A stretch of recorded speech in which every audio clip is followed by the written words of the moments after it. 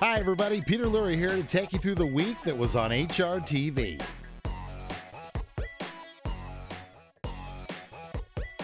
The Daily Racing Form's Jay Privman helped preview the upcoming stakes action at Oaklawn.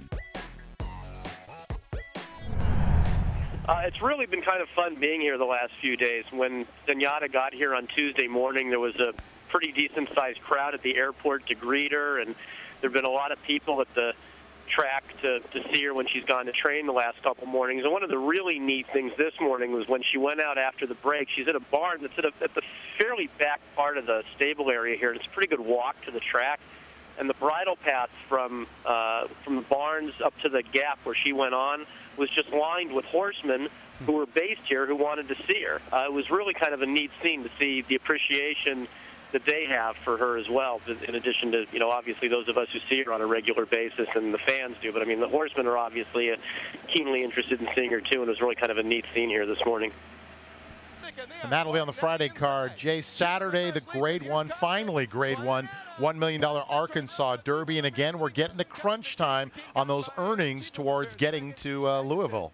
Jay, the last couple of weeks, we've seen a lot of California horses win on the road, shipping out of here. American Lion, Blind Luck, Evening Jewel.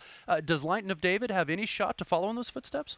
It's funny you mentioned that, Gary. I wrote my Derby Watch story for the Saturday paper on all the horses from California that have gone out of town. And, I mean, even there's some 3-year-olds like Conveyance and Looking at Lucky who both came to Oaklawn and won races. Harissa won the Sunland Oaks. I mean, there's been a laundry list of them. And, Line of David's intriguing, but it's not as similar a situation as the others because his last couple of races were on turf, so you're not really sure if he improved on turf. I mean, this is going to be a turf-to-dirt play as opposed to a synthetic-to-dirt play, even though he's been training on the synthetic. So it's a little different situation, but I think the strength of the California-based 3-year-olds this year has really been in evidence. Zenyatta joined the ranks of Cigar and Citation with her victory in the Grade 1 Apple Blossom. Zenyatta under Mike Smith is going to pull away, and Zenyatta goes to 4 in a row with a flawless performance, winning the Apple Blossom by 4.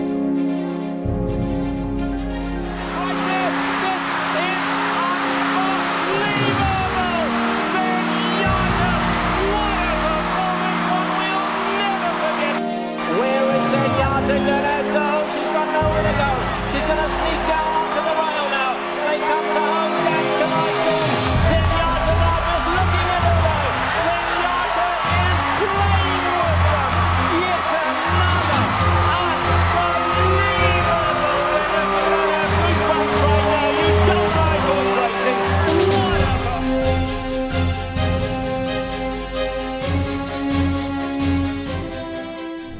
And 3. Here they come into the stretch of the Apple Blossom Invitational, and Zenyatta flies to the lead in the middle of the track and takes command. To the inside, Be Fair is still there second with 10 Tap Tam. But it is Zenyatta leading away. Tap Tam is second, Be Fair running third. They're coming home under a hand ride. It is Mike Smith and Zenyatta in a triumphant return to Oaklawn. She wins the Apple Blossom Invitational by 3.5. Tap Tam second, Be Fair third, Just Jen to fourth, War Echo was fifth, Mile in an eighth in a minute 50 and 3/5 seconds. The winner of the Grade 1 Apple Blossom goes to Zenyatta. I'm stood here with all of the connections, Jerry and Ann Moss, Mike Smith, John Sheriffs. John, we're going to get you first because you seem to run off very quickly. What are your thoughts about this race? She's 16 for 16. She's now joined Citation, Hallowed Dreams, Cigar. We were really proud to bring her to Hot Springs. They just treated us fabulously here. So we wanted her to run a really nice race for them, and I think she did. Well, she most certainly did. Mike, this is now your 6th Apple Blossom you've won. Should we call you Mr. Apple? Tell us about your trip. Oh, it was just a great trip. She was really on her game today. She warmed up very, very nice, and you know, it was really taking me all the way. I was in the dirt, you know, going down the backside and kind of leaving her in it. And she was just kind of climbing a little bit from it. And I thought at the 3.5, I said, you know, let me just get her out of it so I could get ready to make my run. And when I did, Zoe, she took off on me.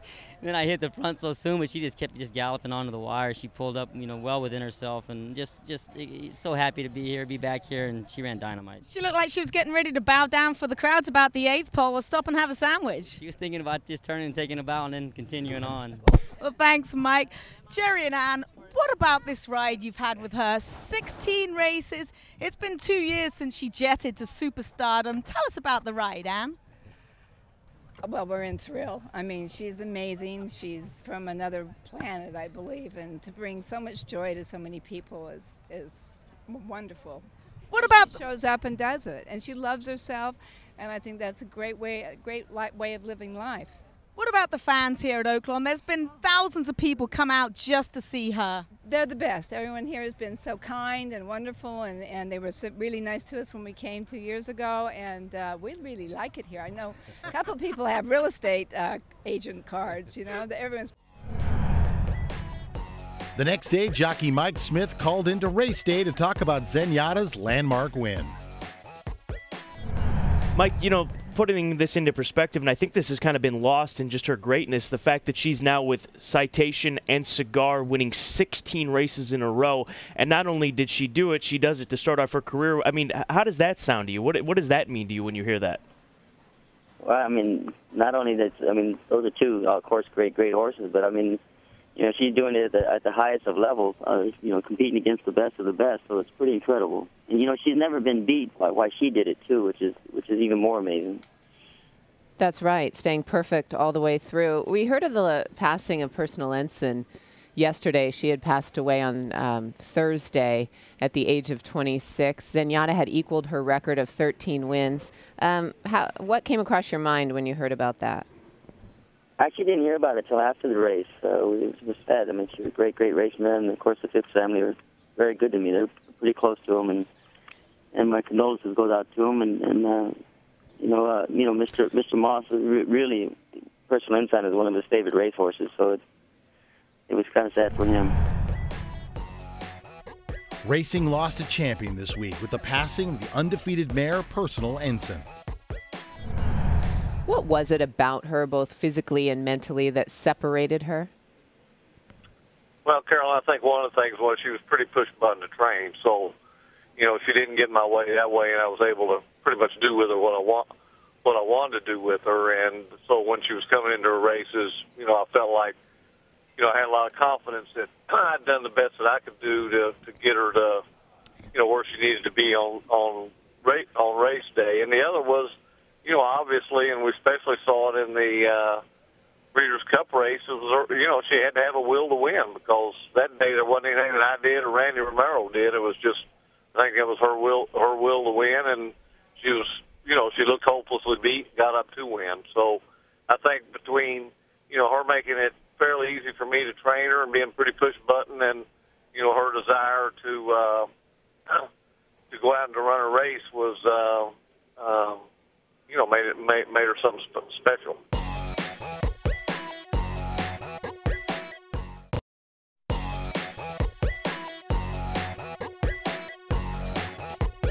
Pursuit of the Crown previewed the 2010 Arkansas Derby. You know, we've proven that we can compete with Dublin without much trouble. We maybe even be a little bit better than him.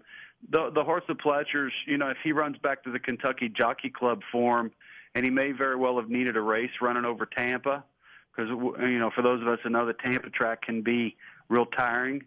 You know, he could be a tough horse to beat. You know, I think obviously he's the horse we need to concern ourselves with. We're just trying to get into this next race, you know, go get through this race in, you know, one piece, and then on to Kentucky. Terry's been working with the horse, and he's riding extremely well right now at Oaklawn, and he seems to have a real good chemistry with him, good rapport with the horse. He's able to do some of the things in the mornings that I wanted to see done, and so I thought it was just a better fit.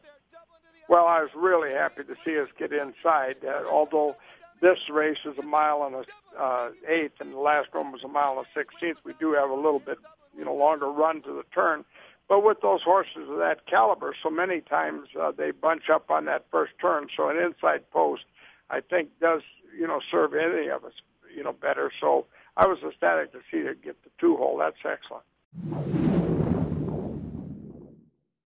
Anytime you got Calvin Burrell on board, you're going to end up on the rail anyways. So the way I see it is we might as well start there. We need a little better effort than we got in Tampa last time, but we felt like we would need that race. He hadn't started since November, and he got a little leg weary the last part, so we're hoping that moves him forward. The Arkansas Derby saw a wire-to-wire winner that crossed the line first. And here they come into the stretch of the Arkansas Derby. And it is Super Saver in Dublin now. Up to challenge Line of David. Nobles promises fourth with a furlong to go. Super Saver in Dublin. Dublin to the outside. Super Saver in the middle. Line of David fights back along the rail. It's between Super Saver, Dublin, and Line of David at the inside. Super Saver, Line of David as they come under the wire. It's Line of David, the winner knows. Line of David captures an emotional win for trainer John Sadler and jockey John Court. Line of David takes the Grade 1 Arkansas Derby. John, don't you love it when a plan comes together? It was your intention to take this field wire to wire. It really was. He ran a beautiful race, and we're really happy. You were very emotional with Cindy Candy's win. I mean, this has got to be spectacular. 2 horses in 2 weeks. You're going to Kentucky. How are you feeling? Really good. We're really happy. The horse ran great. The Thrashers are great people. And you asked me when you came over, how long a van ride is it at Kentucky? 12 hours, John. You're almost there. Well, we're setting up camp there on Monday or Tuesday at Churchill, so we'll just add one more to the number. We're going to go in with Cindy's Candy and Crisp and a few others, so we're going to have a little division at Churchill. It's going to be fun. Well, John, we wish you the best of luck. It couldn't happen to a nicer guy. Thank you very much, John. Thank you, Zoe. Managed to drag John Court out of the shower. He's still in his bathrobe here. John, front end running right. Did you know you were going quite so fast? It was, fast splits. Yeah, I put him into the bridle just out of the gate, and he got right into it. He took me in that first turn rolling. You can see me taking a pretty deep seat, but at the same time, he hit the back side, and it looks like he's tugging on me, but he hit a comfortable, confident stride, and the way he carries his head just like a lion heart. But he actually relaxed, and I had enough to finish ahead in front. So hey, we're delighted, and I'm just glad that John Sadler gave me the opportunity. And he was a delight out there in the paddock area, the infield paddock, and he was so positive. I just rode him on Sadler's confidence. He said that, my horse is going to be fit. So with that statement alone, he said, I want him on the front end, and I don't have to tell him anymore. With your style of ride, you know what to do, and we got it done. So here we are, Arkansas Derby 2010, and let's see what the future holds. How emotional was it for you crossing the wire, winning your first Arkansas Derby? You're from here, the family's from here. What was going through your head at that point? Yeah, I've been here since 1981, and really words couldn't express the emotional depth that I felt at the time when I crossed the wire. And my wife was by far more positive earlier today than I was. She's like, you're going to win it today, and I've heard that before. But it was very exciting with the roots that I have here in Arkansas. So as I said, it was more than words could display the emotions I felt within myself. Well, John, you got plenty of roots in Kentucky, so we wish you the best of luck on your way to the Roses. Well, thank you very much, and I appreciate everybody's support and all the HRTV fans. I appreciate everyone.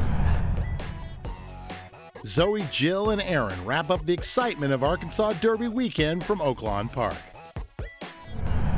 Zoe Cadman, Jill Byrne, Aaron Veracruz, HRTV on-site coverage for a final 3-year-old prep in the state of Arkansas. The 74th running of the Arkansas Derby. Line of David. Jill gets the win at 17-1. Well, once again, another California shipper just proving that they can go from California synthetic to traditional dirt. Took this field gate to wire, and I thought what was as equally impressive were the fractions. Very quick and a little bit tough on the front end, but that battle down the stretch. Also, you really have to commend both Super Saver and Dublin. This is what they were looking for, a very hard race heading into the Kentucky Derby. Zoe, your thoughts on the race? I thought all 3 horses won. There was not much distance between all 3. I thought they ran a very, very game race. I love Line of David. They always say that turf races are a lot easier on horses, and for him to run such a game race on the dirt, I think he can only move forward. Any disappointments in the race for you, Jill? I guess it would be Noble's Promise, who I never really thought a mile and eighth would be his distance, but I know he had some trouble. He had a little hop at the start, got shut off a little bit. But either way, I think I would be a little concerned with him heading into Churchill and going a mile and a quarter. I did actually get a chance to speak to Robbie, and he basically said that although the break did hinder him, he really didn't have a whole lot of horse. He thought he was just a little bit flat for a game little horse that usually puts forward such a big effort.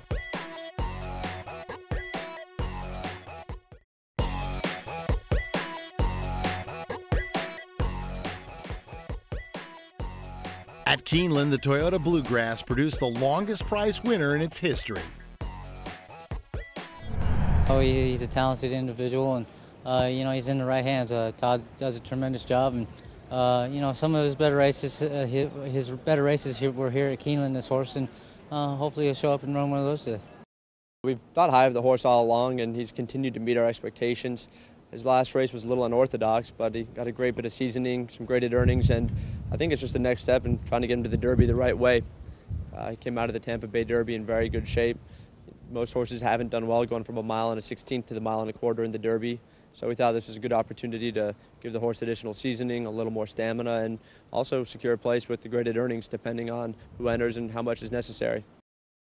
Well, we pointed him to the Bluegrass. One, they were expecting a short field and obviously the large purse, grade 1 status, and a shot at the Derby is more incentive than we needed. But you know, this is a horse that we've always been high on. As a 2-year-old, he showed great promise. Even as a 3-year-old, he has. We had him down at Gulfstream. You hate making excuses time and time again, but this horse has gotten some rough trips, and I figured maybe with the short field he'd get his trip, and we kind of could at least say he's as good as we thought he was always going to be, or we just had him way overrated. And Patio Prado opens up on the lead by 2 lengths, a quarter mile to come. Aconite put to a drive in second. Odysseus drops back. Stately Victor first, Dude, and Interactive, who swings wide off the far turn. They've got to catch Patio Prado coming to the 8th pole. Stately Victor, the long shot, in with a chance. Interactive is lingering third. Stately Victor, final furlong of the Toyota Bluegrass, runs right by Patio Prado. Alan Garcia and Stately Victor, a 40-1 upset in the Toyota Bluegrass Stakes. Patio Prado second, First Dude third, Interactive fourth. The time 1 minute 48 3/5 seconds. Trainer Mike Maker called into race day to talk about his impressive win in the Bluegrass. Mike, how much does it mean to you to have this horse go on and win the Bluegrass Stakes like he does, when you were quoted by Marty McGee in the Daily Racing Form as saying you'd always been high on this horse and never stopped believing in him? Well, it means a lot. I mean, one, you know, 2 things happen. Obviously, you look like you know what you're talking about, or 2, you just look plain stupid. But one way or another, you know, you hate losing a race and coming up with an excuse, and that's what we found ourselves doing numerous of times. And I'm glad you put it all together at the right time of year. Michael, 23.89 100s, 47.96. Synthetic tracks, the times can sometimes vary. Were you very confident when you saw those splits and saw how fast they were going up front that this was setting up pretty good for your horse? To be honest, I really, my biggest concern is him getting stopped in his tracks or boxing on the rail. So I really, during the run of the race, I wasn't really paying attention to that. I was just trying to follow his trip and make sure he had a clear run. Have you had any feedback from the connections of Ghost Sapper, Adina Springs? Because there's been so much talk about the Ghost Sappers coming along. Now they're 3-year-olds, and we've seen some talented ones, and yet some hadn't sort of performed to expectation. Did you get any feedback from the folks at Adina? Yes, there was a gentleman out yesterday that I saw briefly after the race with all the commotion. I didn't really get to talk to him, but I do have a couple horses from Mr. Sharnick, so I'm sure I'll be hearing from him. At Golden Gate, after a day of intense heats, the Wiener Dog National Champion was crowned. They're under starters' orders.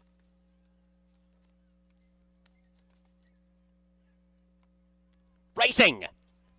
Sammy Davis away brilliantly, wants to duck in, but it makes no difference. An absolute champion, Wiener. Had them covered. He won his heat from the inside position. He wins the final from an outside draw.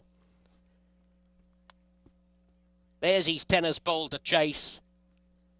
And Sammy Davis again reigns supreme as the champion wiener. Patrick, congratulations. Thank you. I want to say thanks to Golden Gate Fields and all my friends that show up here and support Sammy Davis. This is just awesome for us. Thanks a lot. This is quite a win streak you got going, right? Yeah, it's so far. Can you beat my wiener, you know? Come do it.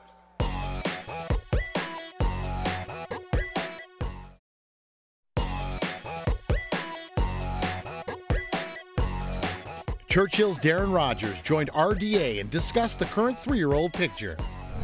Things are starting to heat up around here at Churchill Downs. I think we've got about 6 horses on the grounds, or 5 on the grounds, and then 1 over at trackside with the 2 Pletcher horses, Interactive and Connemara. And then we have Icebox for Nick Zito. He arrived here on Sunday. First Dude is hoping to get into the field with a run this weekend in either the Bluegrass or the Arkansas Derby. He's on hand, and then Backtalk's here as well. And then Dean's Kitten is over at trackside, a couple of miles away at trackside Louisville, and will remain training there for most of the way. So that's kind of how we stand right now with some of these horses trying to get in. The DRF's Glennie Kane Oakford brought her inside on the Keeneland 2-year-olds in training sale. Well, I think in general there was a real feeling of relief. The whole season has gone, I think, somewhat better than people might have expected, and certainly overall it's been somewhat better than last year. And that's what people were really looking for, some sign, if you're a seller, that the market has turned a corner and that there is still a market out there for people wanting racehorses. And right now I'd say that is true. It's not all roses, but it certainly wasn't terrible. And Keeneland performed really well in general. Had a slight gain in gross, a few more horses sold, which certainly helped. And even though average was down 5%, that was a lot better than the 16% it was down last year. And most importantly, the median went up 15%, which I think was better than most people expected. How much did it help that it was a 1-day sale versus a 2-day sale from last year? I'm not sure that it made that much difference. I think that was more a function of the fact that there are few horses coming to market now. I'm not sure that it made a lot of difference in the buyer's mind or helped make things more enthusiastic from their point of view. I just think that it was a reflection of what we're seeing going on in the larger market trend of fewer horses coming to the sales. So it was something that had less to do with pumping up buying excitement than simply the realities of the market today. Owen Hardy is off to the Derby restaurant for dinner. But where's my love? This one just got in, and from what we've been told, this is extremely important for Owen. This is from Kathy Hardy in Arcadia. I hope it's from Kathy Hardy. Owen, what time will you be home for dinner, Kathy? Tell her you're going to the Derby. I'm going to the Derby with Becky. I'll be home later. Me? Keep it in the oven. What about me? I get nothing? Peter, you got nothing. Kathy, I'm coming home for dinner. Everything's going to be fine. Oh, and obviously your wife is very involved. I know she puts the videos on YouTube, and you have a son. Is your son Eddie going to get involved? I don't think so. So the line stops here?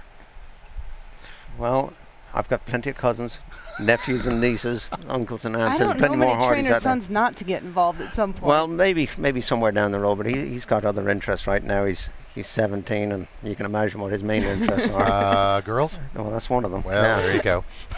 But I certainly wouldn't discourage him. If he wants to do it, I'll give him all the encouragement in the world. But this is a tough life. I've been very fortunate, and I've managed to get some really good breaks along the way. But Becky, and Peter, you know what a lot of these people endure here on a daily basis, and I think there's probably easier ways to make a living. That's all for this week on HRTV. Here's a look at what's coming up next week.